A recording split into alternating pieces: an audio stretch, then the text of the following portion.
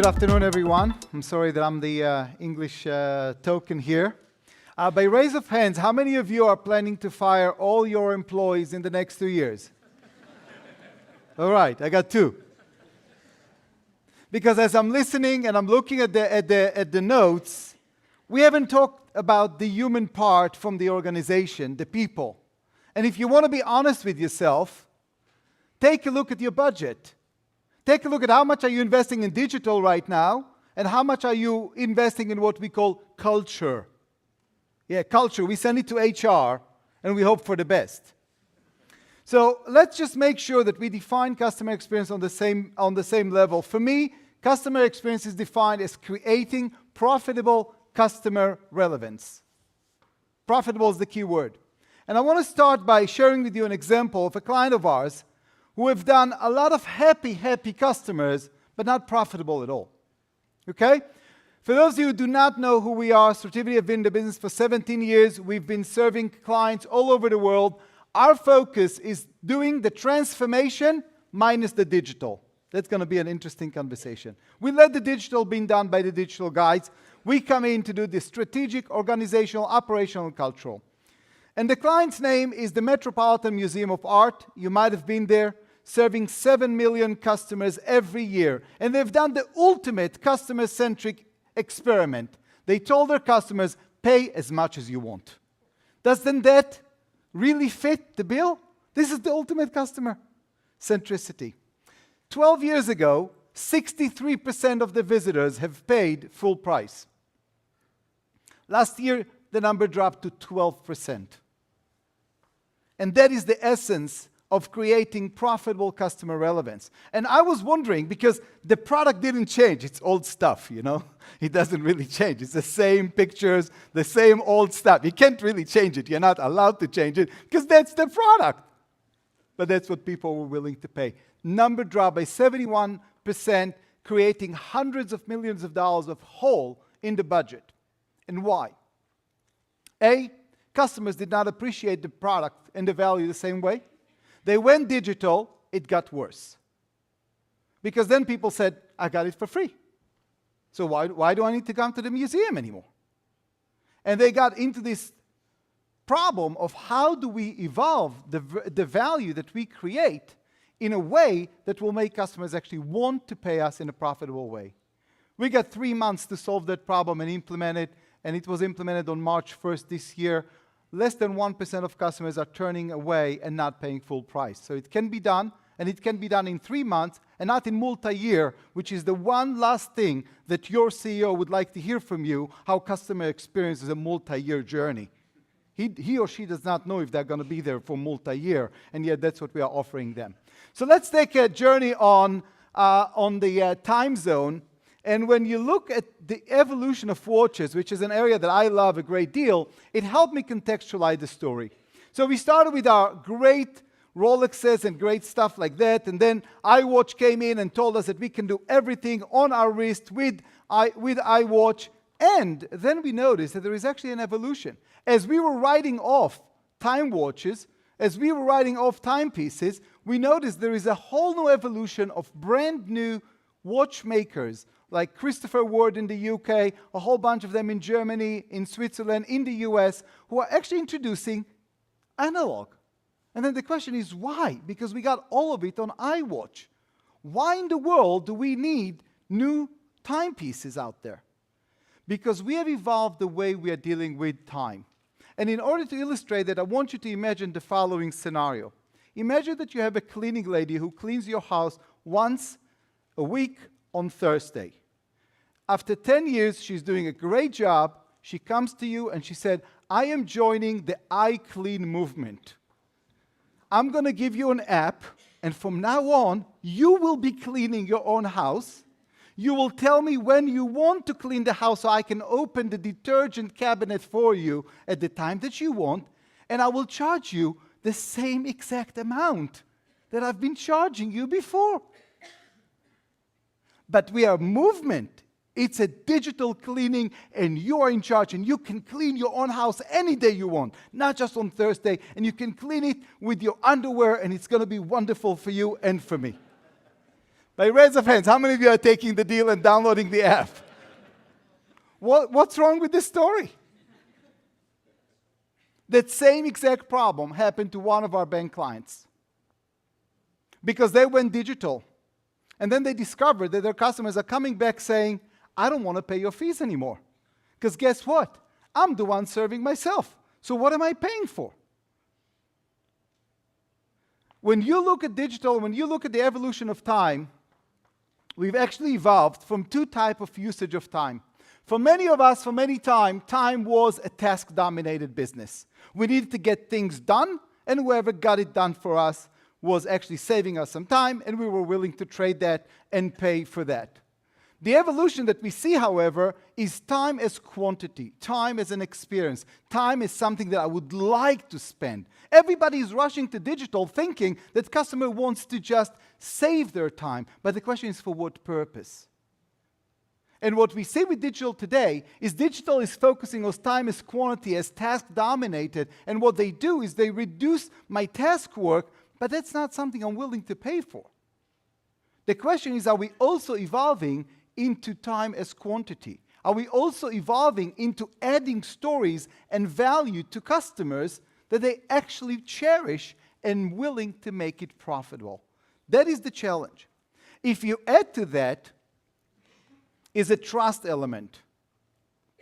Because what we've been experiencing with Airbnb and Uber and everything else is a complete rebellion of customers against traditional brands. I find it absolutely amazing that a customer is willing to trust some opinion from somebody in godforsaken Guadalajara, Mexico, and will go to somebody's room in Upper New York City and not go to the Melia or to the Hilton or to the Sheraton, who have spent billions of dollars to establish their brands throughout the years.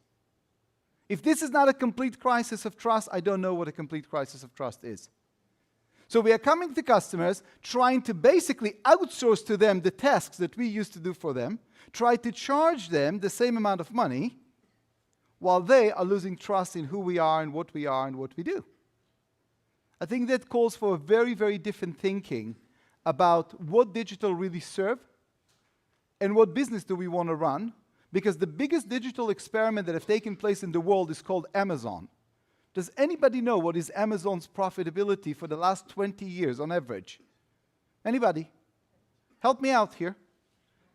0.78%, not even one, on average for 20 years. If your business, if your CEO is willing to live with that level of profitability, by all means, go digital. Go digital, go crazy. But this has not provided what we call profitable customer relevance. It provided some form of relevance. What happened to us in the last couple of years is that the whole notion of value in customer minds have changed. For years, we were running on product and processes. We would optimize them, and we would think that that will be a great value out there. And then somewhere in 2000, the customer said, stop, now I'm changing the relationship. Now it's about how I feel. And then before we know it, they said, no, it's also about how you are connected to our value. That's why today we are paying for organic, cage-free eggs 3 times the price we used to pay for eggs, even though from a cholesterol standpoint, it's the same amount of cholesterol. It doesn't even save us one bit. The whole value definition is moving up. And if we're going to stick to digital only, we're going to be in the process business. The process business is on the task-oriented. It's time as quantity, not as time as quality. And the question is, if we don't have an answer to perception and purpose, if it's all outsourced to the customer, we're running a risk. Now let's talk about the success of digital to date in the world. While retail is suffering 9% return, online is on average 33% return. Last year alone, drunk customers have purchased over $30 billion worth of merchandise in the US alone. That's a wonderful new customer base that we haven't really looked at. And they're adding a great deal of value in returns and costs. When you look at your digital, my challenge to you is don't call it digital. Ask yourself, what is your new value? How are you going to add new value to customers? They demand digital, yes, but that's not a profitable model. So the question is, what is the role of digital and what is the role of the human in the overall process?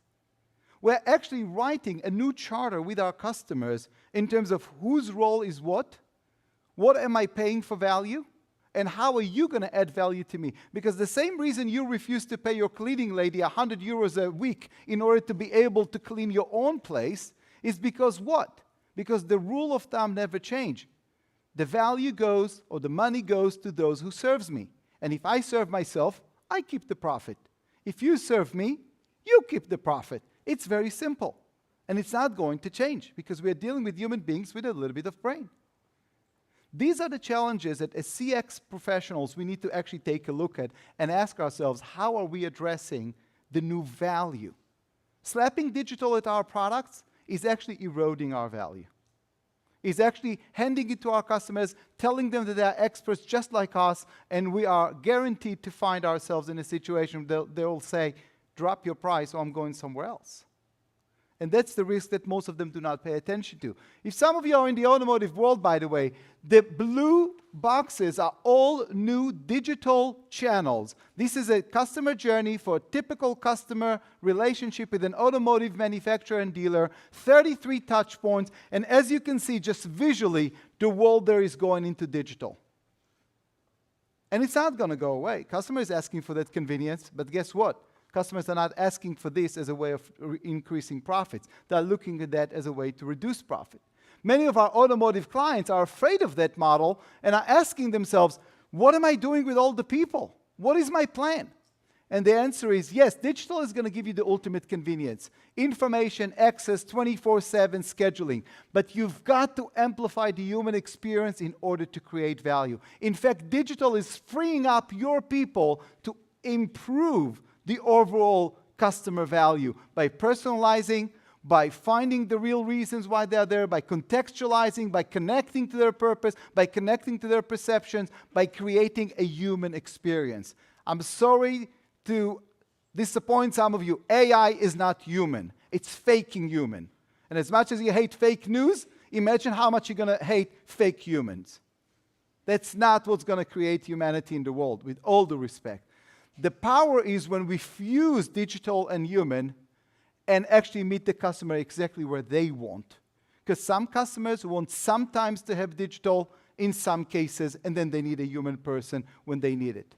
In fact, the customer journey is far more fused and far more nuanced, where they want it, when they want it, the way they want it. And that's the way we are preparing today the automotive world. All the way, by the way, to diagnosing on an employee level if they are digital ready, if they are change resilient, if they are empathetic, so we can actually give every employee their own scorecard of how to get ready for the future, because that's what scares them as well. While we are talking about culture in the context of customer experience, I would like to challenge you. This is going to be the most massive reskilling of employees we've ever seen. Because digital is going to take their role, but then the question is, what is the new role of the employee? I would have loved to tell you more, but I have a screen here that screams at me and says, you better shut up quickly, and I have at least a good story to share with you. This is not about cultural context. This is about reskilling employees to live in the new digitally disruptive world, but in a way that's going to be meaningful to them and to the customers. And here's the other interesting. If you don't spend the time and the money up front to prepare them, they're going to be the first resistors, they're going to be the first rejectors, they're going to be the first one to go to your customer and say, don't download the app, I'm going to get fired. This is the real story from real clients.